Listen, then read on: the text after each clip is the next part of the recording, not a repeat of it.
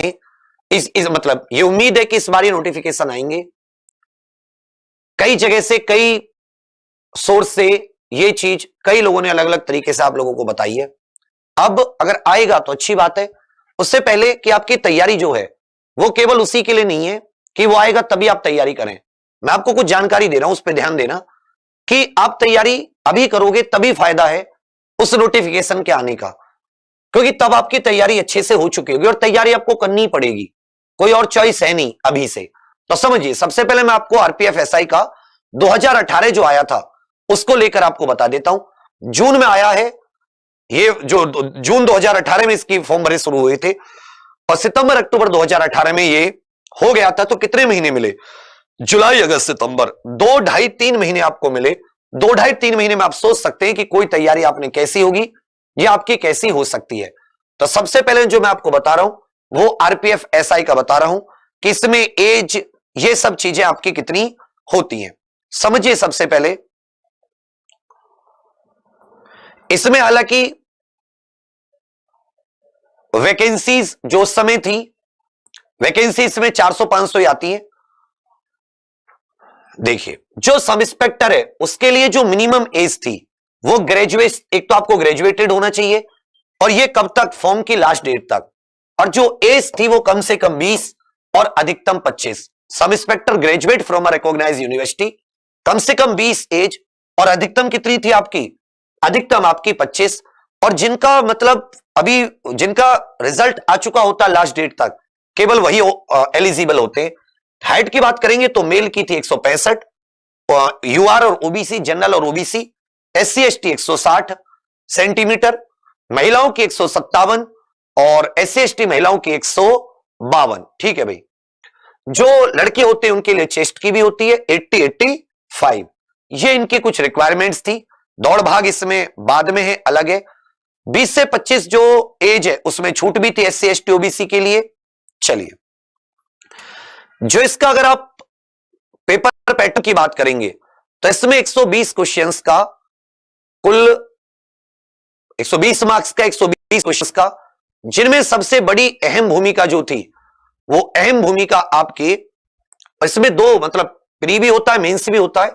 उसके बाद में आपका फिजिकल, एफिशिएंसी, नापतोल, मेजरमेंट, दौड़ भाग, ये सारी की सारी चीजें आपकी होती है। तो याद रखिएगा,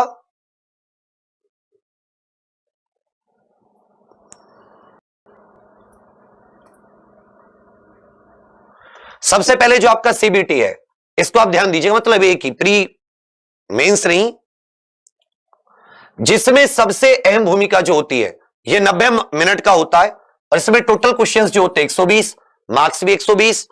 जनरल अवेयरनेस जिसमें 50 नंबर की होती है, अर्थमेटिक 35 मतलब मैथ, और जनरल इंटेलिजेंस और रीजनिंग जो होती है वो 35 नंबर की। नापतोल का भी मैंने बताया कि 165 और 157 centimetre height, 1600 metre 6 minute 30 second में, long jump 12 feet, high jump 3 feet 9 inch. जो महिलाएं हैं उनके लिए 800 मीटर की दौड़ होती है 4 मिनट में, लॉन्ग जंप 9 फीट और हाई जंप 3 फीट। लड़कों के लिए 1600 मीटर की दौड़ होती है, फिर डॉक्यूमेंट वेरिफिकेशन और ये सारी की सारी चीजें। तो मुख्य जो है वो आपका एक तो 20 से 25 एज, जिसमें एससी एसटी ओबीसी को छूट भी है, ईडब्ल्यूएस के लिए कोई एज में छूट नहीं होती। इसी तरह जब आप कांस्टेबल का देखते हो तो आप कांस्टेबल का पाओगे कि उसी समय के लगभग उसी तारीख को कांस्टेबल का भी नोटिफिकेशन आया था। ग्रेजुएशन जो एसआई के लिए होती है, ग्रेजुएशन, उस समय के कई स्टूडेंट्स अभी भी पोस्टेड हैं। एक तो बिहार में ही, शायद पटना में है। इसकी जो उसकी वैकेंसी तो 500 के करीब थी एसआई की, लेकिन कांस्टेबल की वैकेंसी इसमें लगभग 4000 प्लस थी। इसमें जो आपकी क्वालिफिकेशन होती है वो केवल 10th पास होती है। याद रखिएगा, आरपीएफ में जो कांस्टेबल के लिए आपका क्वालिफिकेशन होती है वो केवल 10th पास। ये जो होता है सेकेंडरी स्कूल लिविंग सर्टिफिकेट बोलते हैं इसको, माध्यमिक शिक्षा, जिसे मैट्रिक भी कहीं कहीं कहा जाता है और सीधा 10th कहा जाता है। इसमें जो एज होती है वो 18 से 25 साल होती है। बाकी एससी एसटी ओबीसी के लिए इसमें भी छूट होती है। आरपीएफ कांस्टेबल का ये आपको छोटी छोटी चीजें बतानी थी। हाइट इसमें भी 165 157 होती है, लड़के के लिए 165, लड़कियों के लिए 157।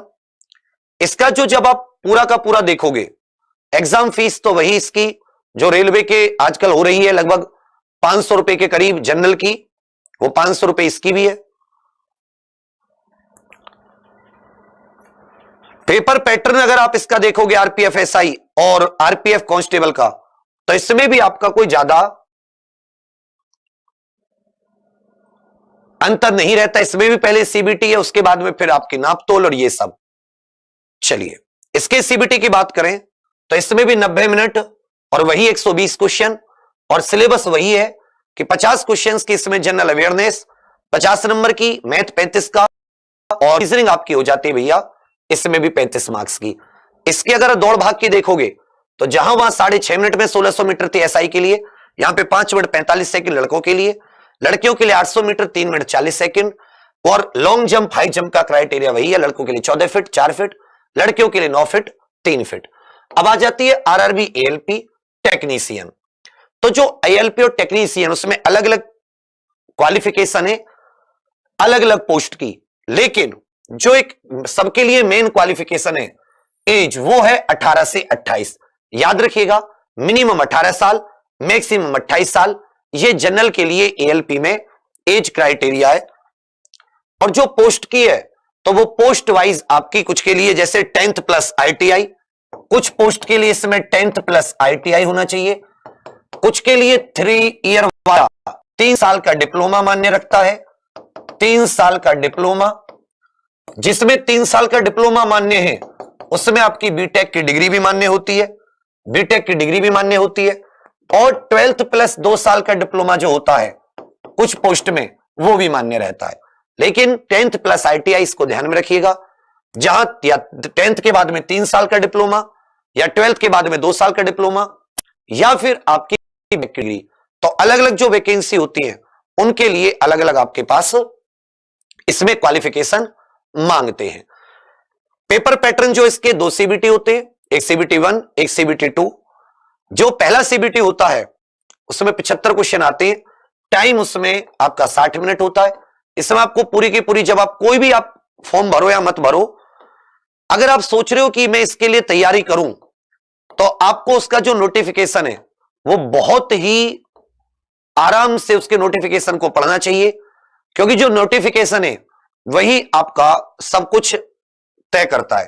जैसे इसका फर्स्ट स्टेज सीबीटी होता है 60 मिनट 75 क्वेश्चन, जिसमें आपको एक मिनिमम क्वालिफाई होने के लिए चाहिए, उस पर भी मेरिट लगती है। 15 गुना सीबीटी 2 में बैठते हैं, जितनी वैकेंसी होती है उसका 15 गुना। ठीक है भैया। वही math, reasoning, general science, general awareness. Second stage जो होता है वो इसमें आपका नॉर्मलाइज्ड मार्क्स के हिसाब से 15 गुना ये लोग बुलाते हैं। उसमें 2 घंटे 30 मिनट का टोटल टाइम होता है, पार्ट ए पार्ट बी। और पार्ट ए 90 मिनट 100 क्वेश्चंस। इसमें आपका वही मैथ, रीजनिंग, ये दोबारा से वही पूछा जाता है। इसमें एक सब्जेक्ट जुड़ जाता है basic science and engineering, general awareness. जो पार्ट 2 होता है वो 60 मिनट का, और इसमें जो क्वेश्चंस होते हैं 75। ये केवल क्वालिफाइंग होता है, ये ऑल कैंडिडेट्स के लिए है, इसमें कोई रिलैक्सेशन नहीं होता। इसमें डीजीईटी की वेबसाइट के ट्रेड के इसमें क्वेश्चंस पूछे जाते हैं। ये जो क्वालिफाइंग होता है 35% इसमें लाना क्वालिफाइंग, और 60 मिनट का नंबर ऑफ क्वेश्चंस 75। जबकि जो पहला वाला है जिसमें ये पार्ट ए पार्ट बी, कुल मिला के आप इसे देखोगे 90 मिनट और 60 मिनट, ये कुल मिला के आपके 2 घंटे 30 मिनट हो जाते हैं। इसमें नंबर ऑफ क्वेश्चन 100, उसमें नंबर ऑफ क्वेश्चंस जो रहते हैं पार्ट बी में वो 75 रहते हैं, मिनट 60 ही रहती है। और इसमें अलग अलग फिर मेडिकल जो क्वालिफिकेशन है वो भी आपकी अलग अलग हो जाती है, अलग अलग वैकेंसी के लिए। किसी में A1, किसी में B1, किसी में C1, इस प्रकार से। ठीक है भैया। इसमें भी आपका नेगेटिव मार्किंग होती है। तो कहने का अर्थ क्या है कि अगर आप एज देखोगे 18 से 28 एएलपी टेक्नीशियन में, आपको इसमें कौन सी पोस्ट के लिए क्या, ये यहां पर आपको मिल जाएगा। जब थोड़ा सा नीचे जाते जाएगी, किसी भी प्रकार की पोस्ट हो उसकी क्या क्वालिफिकेशन होनी चाहिए, यहां पे एक एक चीज इस अच्छे से लिखी रहती है। तो नोटिफिकेशन आप पुराना पढ़ के भी बहुत सारी चीजों का पता लगा सकते हैं। टेक्नीशियन के लिए क्या चाहिए, एएलपी के लिए क्या चाहिए, जैसे असिस्टेंट लोको पायलट, एक इलेक्ट्रिकल ट्रेड के, एक मैकेनिकल। तो इसमें आपको ये समझना होगा कि कौन कौन से ट्रेड इसमें चल जाते हैं इलेक्ट्रिकल वाले में।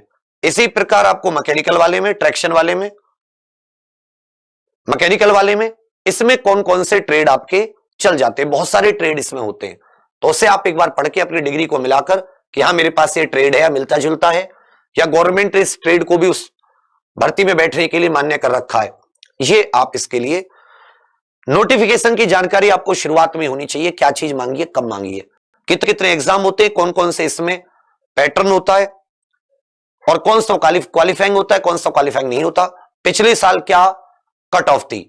जब इन सारी चीजों के बारे में आप जान लेते हो तब आपको ये पूरा पता चल जाता है आपका लक्ष्य क्या है, कितने मार्क्स लेकर आने हैं, किन किन स्टेजेस से आपको गुजरना है, और क्या क्या क्वालिफिकेशन और एज क्राइटेरिया है। तो इन सब चीजों को आप पहले से रखकर चलिए। सारी चीजें आपके लिए प्रीवियस ईयर से अगर आप देखोगे तो हमने एग्जाम्पल की जो अपनी वेबसाइट है उस पर आपको जैसे ऊपर यहाँ पे प्रीवियस ईयर पीडीएफ है, वहां भी प्रीवियस ईयर पीडीएफ है। आप इसमें जाओगे तो अभी हम इसमें डलवाने लगे हैं, जैसे अभी हम लोग एनटीपीसी सीबीटी 2 का जो पहले पेपर हुआ था उसका हमने डलवा दिए। और आप इस पर क्लिक करोगे तो आपको दिखेगा कि आप यहाँ पे लॉगिन करोगे मोबाइल नंबर डाल के, तो ये जितना भी पिछले सीबीटी 2 में पेपर हुए थे वो आपको डेट वाइज और शिफ्ट वाइज आप इसमें डाउनलोड कर सकते हैं। ऐसे आपको एएलपी आदि का सबका इसमें डलवा देंगे, ट्रेड आदि के भी आपको